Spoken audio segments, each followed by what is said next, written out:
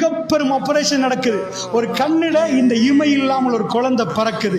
இந்த இமையை எடுத்து வேர்ல்டுல இந்த ஆபரேஷன் மிகவும் அமர்கலமாக உலக நாடுகள் எல்லாம் பார்த்து கொண்டிருக்கிறது. கண்ணிமை இல்லாமல் பிறக்கிற குழந்தைக்கு கண்ணிமை கொடுக்கிற அந்த ஆபரேஷன். ஏன்னா கண்ணை போட்டி திறந்தால் இங்க ஒரு நீர் இருக்கிறது, கண் காஞ்சி போயிடும். கண்ணுக்கு எப்பொழுதுமே நாம் பேசுற நேரம் எல்லாம் நமக்கு தெரியாமலே பூட்டி பூட்டி திறக்கும். அதுக்கு தேவையான ரெஸ்ட் அதை எடுத்துக்கொள்ளும் அல்ல இல்லையா? எங்க ஹார்ட்டுக்கு தேவையான ரெஸ்ட் அதை எடுக்கும்.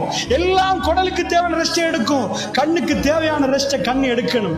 ஆனால் அந்த ஆபரேஷனுக்காக வேண்டி கண்ணை ஆபரேட் பண்ணவர்கள் ஃபெயிலியர். அந்த குழந்தை இறந்து போகுது. அவர்கள் சொன்னார்கள், இந்த நரம்பு சாதாரணமா ஒரு 100 வயர் இருக்குதுண்டா, 100 வயரை பூட்டிருங்க. கோடிக்கணக்கான வயர் இருக்குது, ரெண்டும் இல்ல. இங்கால இந்த கோடிக்கணக்கான வயரை நீங்க பூட்டினாதான் லைட்டு பத்துமா இருந்தா எப்படி?